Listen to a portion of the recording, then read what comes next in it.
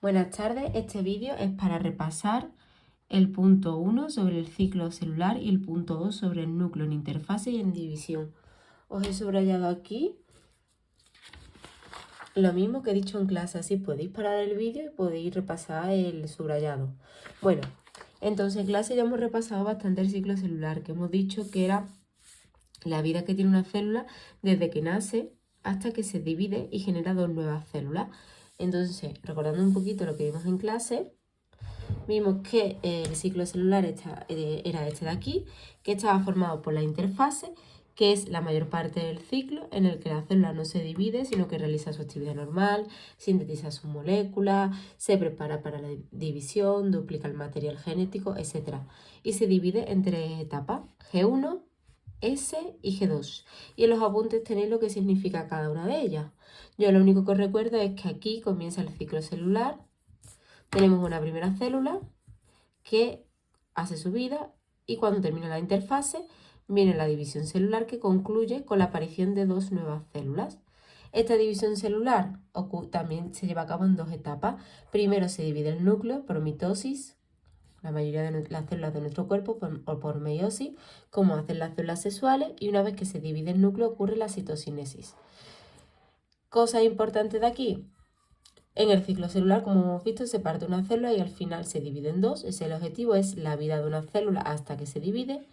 Y de todas estas fases, recordaros que en la fase S es donde se duplica el ADN y los centriolos. ¿Por qué? Porque antes de que la célula se vaya a dividir, su material genético se ha tenido que haber duplicado para que haya el doble y se pueda ir una mitad de esa duplicación, o sea, con una célula y la otra con la otra célula, de manera que las dos células que se generan tengan al final la misma cantidad de ADN que la célula madre. Por eso la célula madre duplica su material genético para poder repartirlo.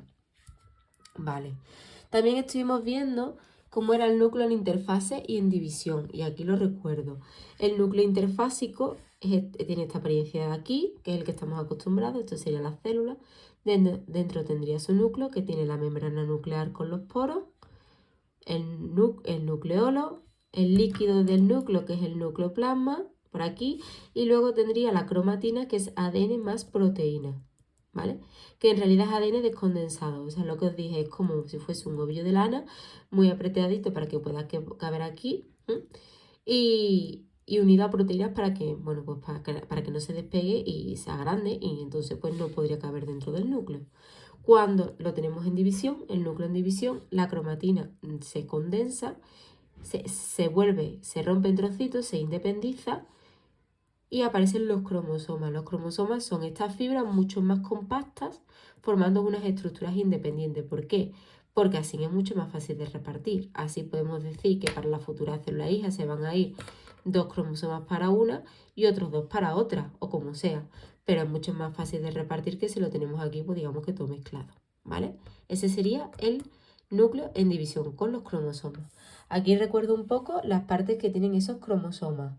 Los cromosomas, como os dije, podían tener dos apariencias, antes de la fase S o después. En realidad, este cromosoma y este es el mismo.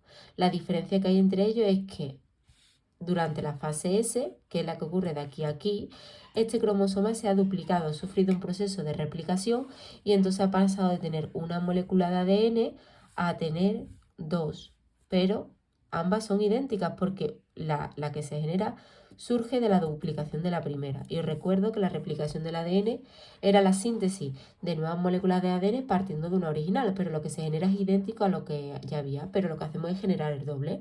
Por eso se denomina duplicación o replicación, ¿vale? Pero ambos cromosomas son exactamente viables, son exactamente normales. Lo que pasa es que este es antes de que se duplique y este ya es duplicado. Entonces, cuando tenemos el cromosoma así, que diríamos que tiene un palito, en realidad tiene las siguientes partes. El palito se le denomina cromátida. El centro es el centrómero y los extremos son los telómeros. Y luego tiene dos brazos, un brazo arriba y otro abajo. El de arriba suele ser un poquito más largo y más corto, perdón, y es el brazo corto, y el de abajo suele ser un poquito más largo y es el brazo largo. Y aquí tendríamos el cromosoma después de su duplicación. Ahora no solo va a tener una cromátida, sino que tiene dos, una y dos. Sigue teniendo un centrómero, porque el centrómero es el centro y en realidad siempre hay uno. Aquí hay 1 que sostiene una cromática y aquí hay 2 que mantiene unidad a las otras 2, pero sigue siendo 1. Y tenemos ahora el doble telómero, porque hay 4 esquinas. Y los brazos, 2 brazos cortos y 2 brazos largos, ¿vale? Estas dos cromátidas se denominan cromátidas hermanas. ¿Por qué? Porque son idénticamente iguales, genéticamente son iguales. Lo que hay aquí es exactamente que lo que hay aquí, porque proceden de la duplicación una de la otra, ¿vale? Entonces aquí tenemos, antes de la fase S, que tienen una cromátida, como ya sabemos, un centrómero, tenemos 2 brazos, 2 telómeros y un cromosoma, ¿vale? Lo que pasa es que es un cromosoma de una cromátida, pero es un cromosoma.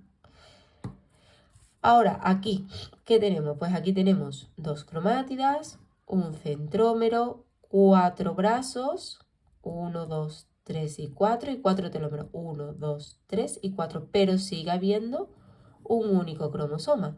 Para que no os liéis con los cromosomas, siempre que tengamos un centrómero tenemos un solo cromosoma. ¿Cuántos centrómeros tenemos aquí? Uno, un cromosoma. ¿Cuántos tenemos aquí? Uno, un cromosoma. Los dos son un cromosoma, lo que pasa es que este cromosoma tiene 2 cromátidas, tiene el doble de material genético que este. Por eso, este cromosoma, que es uno solo, tiene una molécula de ADN, es una molécula completa de ADN. Y este, en cambio, ¿cuántas van a ser? 2, porque son 2, ¿vale? Tendríamos un cromosoma y 2 moléculas completas de ADN, ¿vale? Bien, eso es lo que tenemos entre esta página que hemos visto en clase y esta de aquí, y es lo que te explica en esto de aquí. Ahora, también te habla de haploide y diploide y viene una actividad práctica que os voy a resolver, ¿vale? Bueno, aquí viene un dibujo de los cromosomas. Los cromosomas pueden tener distintas apariencias también con respecto a su forma. Hay cromosomas telocéntricos, que son aquellos que solo tienen 2 brazos largos. Los acrocéntricos, que son los que tienen 2 brazos cortitos. Arriba los brazos cortos son muy pequeñitos y los brazos largos son mucho más grandes. El submetacéntrico, que en este caso tiene los brazos largos y los cortos son un poquito más grandes que en el caso anterior. Y los metacéntricos, que son aquellos en los que los brazos cortos, son exactamente iguales que los brazos largos. ¿Qué cambia en ellos? La posición del centrómero. Aquí el centrómero ocupa una posición en la que solo vemos los brazos largos. Aquí el centrómero está un poquito más bajo y vemos 2 brazos muy cortitos. Aquí 2 bracitos un poquito más largos. Y aquí está situado justo en el centro del cromosoma. Por eso vemos que los brazos cortos y los brazos largos son iguales. En nuestro genoma, en nuestro cariotipo, tenemos ejemplos de todos estos cromosomas. Bueno, de estos de aquí. ¿De acuerdo? Entonces, bueno, pero bueno, esto es para que lo sepamos. Esto no es importante para el examen. Con respecto a lo de haploide y diploide, según tenéis en los apuntes, haploides y diploides significa haploide que tenemos un único juego de cromosomas, que es N, un solo juego, por eso es N. Y en diploides son 2 juegos de cromosomas, por eso 2N. N significa juego, aquí 1 y aquí pues 2. ¿Vale? ¿Cómo se entiende esto mejor? Pues vamos a imaginar una levadura que tiene 8 cromosomas. Una levadura con 8 cromosomas que es haploide tiene así los cromosomas 1, 2, 3, 4, 5, 6, 7 y 8. Cada uno de ellos independientes de los demás. Aquí puede estar, por ejemplo, las características vamos a poner para que la levadura, me lo voy a inventar, para que la levadura sea de color azul. Bueno, vamos a poner naranjita, más realista. Y aquí en el 2 tiene la información para que la levadura, pues por ejemplo, digamos que sea más alargada. Por ejemplo. Entonces, son cromosomas independientes y cada uno de ellos aporta información para una cosa, o para muchas cosas, pero que las cosas que están aquí, las características que aporta este cromosoma son muy diferentes a las que trae este. Cuando los seres vivos son diploides, las especies son diploides, cambia. Por ejemplo, si nos imaginamos ahora una levadura con 8 cromosomas, esta levadura, si es diploide, tiene 8 cromosomas o 4 parejas de cromosomas. ¿Eso qué significa? Que los 8 cromosomas forman parejas. Entonces, en la posición 1 tenemos una parejita de cromosomas. En la posición 2, 2. En la 3, 2. Y en la 4, 4. Están emparejados. ¿Eso qué significa? Que para cada característica hay 2 copias. Si volvemos a este ejemplo, si por ejemplo este de aquí aporta información para que la levadura sea de color naranjita, este pues puede llevar información para que la levadura sea de color amarillo. Repito, son ejemplos, no es que las levaduras sean de colores, ¿vale? Es decir, los dos aportan información, pues por ejemplo, para el color de la levadura. En este caso, Puede ser que este, por ejemplo, aporte para que la levadura sea más redondita y este para que sea más alargada, pero aportan para la forma. Es decir, cada uno de ellos aportan para las mismas características. ¿Por qué? Porque uno lo da la madre y otro lo da el padre. Entonces, los dos llevan información para las mismas características y para esas características tenemos dos copias, ¿vale? Que ya veremos después qué significa eso. Pero para que lo entendamos, aquí haploide, cromosomas separados, cada uno de ellos lleva una información diferente al otro y aquí formando parejitas y cada parejita lleva información para lo mismo porque uno lo aporta nuestro padre y el otro lo aporta nuestra madre, ¿vale? Pues en lo humano pasa exactamente igual. ¿Qué ocurre en las células humanas? En las células humanas tenemos 46 cromosomas, es decir, 23 parejas que aportan, tenemos 46 cromosomas o 23 parejas. De esas 23 parejas, 23 son aportados por nuestro padre y 23 son aportados por nuestra madre, ¿vale? O sea, no es que son parejas en realidad, esto luego lo cambio. Somos diploides, tenemos 46 cromosomas en parejas de 23, en los que de ellos 23 son de nuestro padre y 23 son de nuestra madre. Vamos a verlo aquí, esto sería un cariotipo humano con nuestros 23 cromosomas. Los dos son exactamente iguales. Bueno, exactamente iguales. Hay una diferencia. Esto es antes de que pase por la fase S y esto es después de que pase por la fase S. ¿Qué pasa? Que aquí, por ejemplo, si nos fijamos en el grupo 1 de los cromosomas, que tenemos dos, ¿vale? Antes de pasar por la fase S, estos cromosomas tienen una cromátida y aquí tienen dos cromátidas. Pero los dos son perfectamente sanos. Lo que pasa es que estos antes de S y estos después, ¿vale? Fijaros, vamos a contarlo.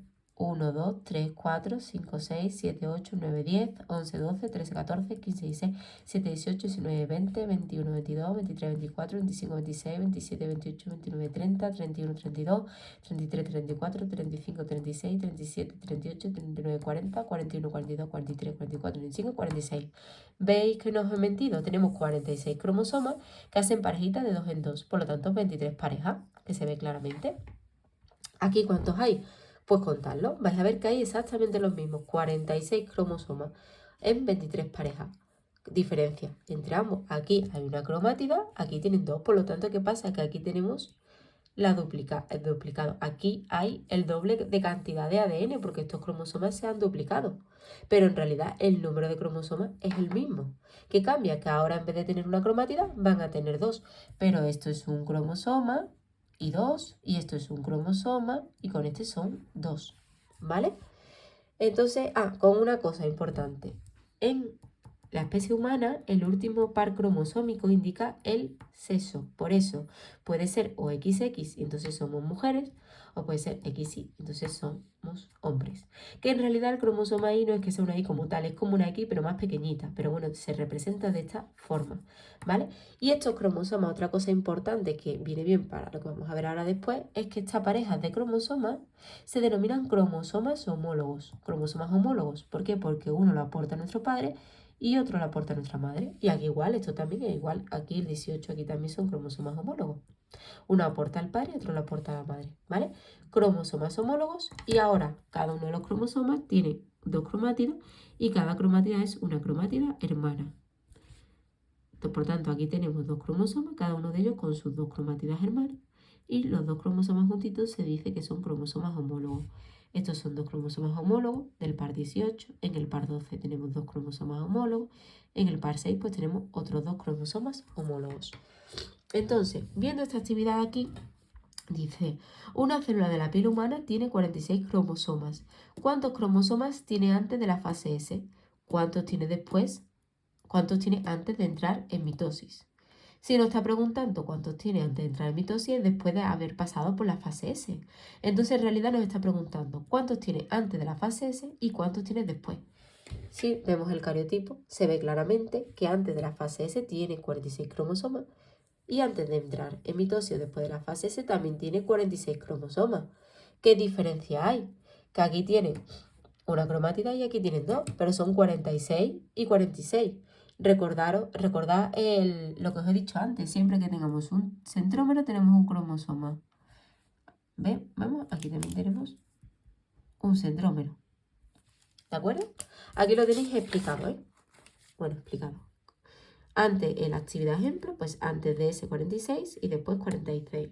¿Qué te dice la otra pregunta? Si pensamos en un solo cromosoma de esa célula, ¿cuántas moléculas tiene antes de ADN tiene antes y después de la fase S? Como hemos visto, cada cromátida es una molécula de ADN. Entonces, si nos fijamos en un cromosoma, vamos a fijarnos, por ejemplo, en el 16, en este, si hemos dicho que cada cromátida es una molécula de ADN, aquí hay una cromátida, por lo tanto tiene una molécula de ADN. Y si nos fijamos después de la fase S, también en este mismo cromosoma, después de la fase S, vemos que tiene dos cromátides, por lo tanto, dos moléculas de ADN, ¿vale? Entonces, antes de la fase S tiene una molécula de ADN y después tiene dos. ¿Por qué? Porque antes de la fase S va a estar así. Y después de la fase S va a estar así. Una cromátida, una molécula. Dos cromátidas, dos moléculas. ¿Vale? Bueno, aquí tenéis este esquema que os lo voy a subir para que lo completéis en el cuaderno con lo que nos falta que no hemos puesto en clase.